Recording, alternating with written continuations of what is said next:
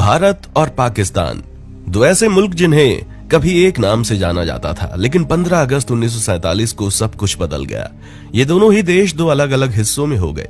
जमीनी तौर पर तो बंटवारा हुआ ही था, लेकिन क्या आपको मालूम है कि जमीन के अलावा किन किन चीजों का बंटवारा हुआ था?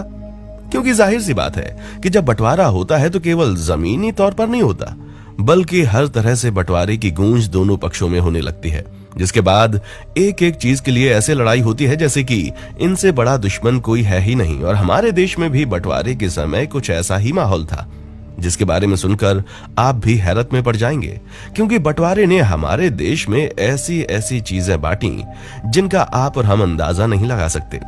अब वो चीजें क्या थीं और बंटवारा किस तरह हुआ है, इसे जानने के लिए वीडियो के बिल्कुल अंत तक हमारे साथ इसी तरह बने रहिएगा। और अगर चैनल को सब्सक्राइब नहीं किया है तो फटाफट से चैनल को सब्सक्राइब कर लें। 3 जून 1947 यही वो तारीख थी जिस दिन मोहम्मद अली जिन्ना का पाकिस्तान बनाने का सपना पूरा हुआ, क्योंकि इसी दिन तय हुआ था कि 15 अगस्त 1947 को देशों को आजादी मिल जाएगी, जहां आजादी के साथ साथ भारत और पाकिस्तान का बंटवारा भी कर दिया जाएगा। लेकिन अब दुविधा ये थी कि किन किन चीजों का किस किस तरह से बंटवारा होगा।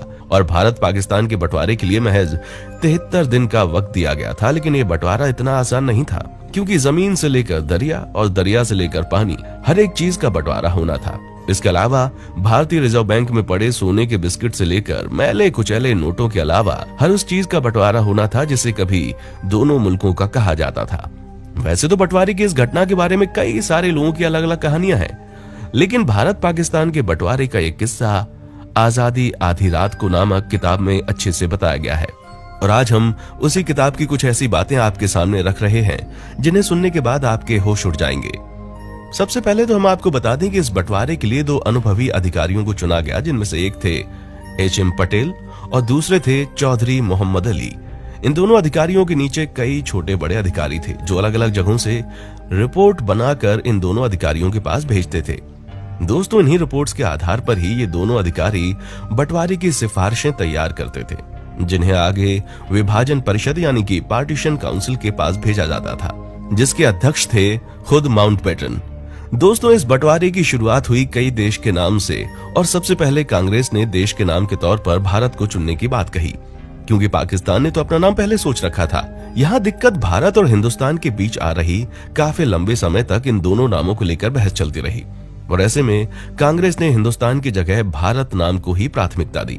हालांकि इस बंटवारे को लेकर सबसे ज्यादा तू मैं पैसों को लेकर हुई, जहां झगड़ा इतना ज्यादा बढ़ गया कि HM पटेल और चौधरी मोहम्मद अली को सरदार पटेल के घर में बंद कर दिया गया, और उनसे तब तक बाहर आने को नहीं कहा गया जब तक वो किसी फैसले पर नहीं पहुंच जाते हैं। और कई दिनों तक सोचने और विचारने के बाद दोनों इस नतीजे पर पहुंचे कि भारत के बैंकों में पड़ा पैसा और अंग्रेज सरकार से मिलने वाले पैसों में से 17.5% हिस्सा पाकिस्तान को दिया जाएगा, और इसके बदले में पाकिस्तान भारत के कर्ज का 17.5% हिस्सा चुकाएगा।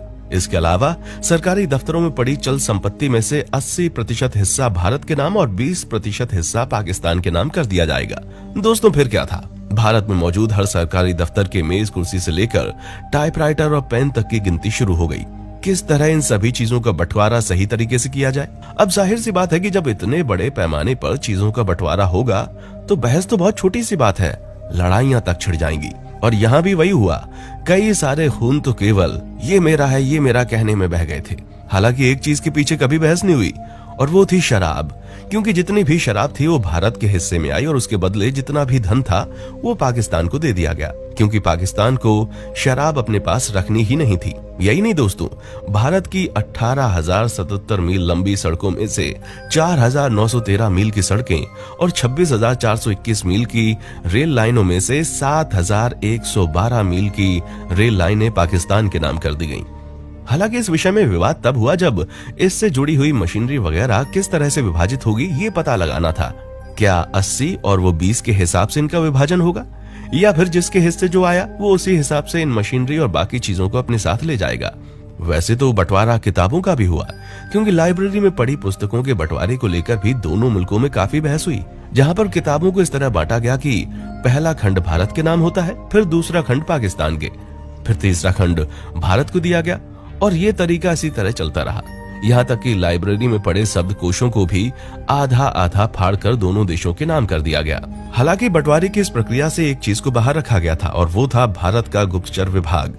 क्योंकि भारत ने पहले कह दिया था कि हर एक चीज के बंटवारे को सह लेंगे, लेकिन इसका नहीं, इसे कोई हाथ भी नहीं लगा सकता।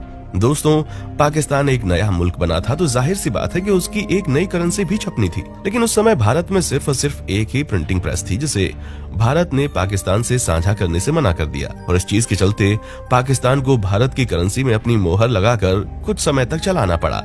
दोस्तों, बंटवारे का जुनून इतना ज्यादा चरम पर था कि कुछ पाकिस्तानी मुसलमान ये तक चाहते थे कि ताजमहल को तुड़वाकर पाकिस्तान भिजवा दिया जाए। यहाँ तक कि हमारे हिंदुओं को भी मांग थी कि सिंधु नदी कैसे भी करके भारत के नाम होनी चाहिए, क्योंकि हम सब जानते हैं कि सिंधु नदी ही वो जगह है जिसके तट पर बैठकर वेद लिखे गए। ऐसे में सिंधु नदी को हम पाकिस्तान के साथ बटता हुआ नहीं देख सकते थे। दोस्तों, सबसे ज्यादा नाटकीय विभाजन वायसरॉय के अस्तबल में हुआ, क्योंकि इस अस्तबल में 12 घोड़ा गाड़ियां थी, जिसमें सोने और चांदी की तरह तरह की सजावट हो रखी थी। इन गाड़ियों में वायसरॉय और उनके मेहमानों को दिल्ली की सैर कराई जाती थी, लेकिन इनमें से 6 गाड़ियों की सजावट सुनहरी थी, तो 6 गाड़ियों की सजावट रुपहली, और इन 6 गाड़ियों के सेट को तोड़ना भी सही नहीं था, जिस वजह से विभाजन के वक्त सिक्का उछालकर यह तय करने की कोशिश की गई कि किसके हिस्से सुनहरी गाड़ी आएंगी और किसके हिस्से रुपहली। और जब सिक्का उछलकर जमीन पर गिरा तो भारत के अफसरों के चेहरे खुशी से झूम उठे, क्योंकि सुनहरी गाड़ियां भारत के हिस्से में आ चुकी थीं। लेकिन एक और दिल पसीज देने वाला बंटवारा होना भी बाकी था, जहां पर भारतीय सेना में काम कर रहे मुसलमानों, हिंदुओं और सिखों को यह तय करना था कि वो पाकिस्तान की सेना को ज्वाइन करना चाहेंगे या अपनी मातृभूमि, अपने मुल्क के साथ खड़े होंगे। हालांकि हिंदुओं और सिखों के लिए तो कोई दिक्कत नहीं थी, लेकिन उन मुसलमानों के गले से निवाला नहीं उतरा जिन्हें अपना मुल्क छोड़कर दूसरे देश जाना पड़ रहा था। ऐसे में कई सारे मुसलमानों ने अपने देश की मातृभूमि के लिए लड़ना सही समझा, और कई ने पाकिस्तान का रुख कर लिया। अब दोस्तों, जिन मुसलमानों ने भारत के साथ खड़े होने का निर्णय लिया, हमारा चैनल आज उन्हें दिल से सलाम करता है। बाकी दोस्तों, आपका इस वीडियो के बारे में क्या कहना है, हमें कमेंट करके जरूर बताएं, और ऐसे ही इंटरेस्टिंग वीडियोस को लगातार देखते रहें।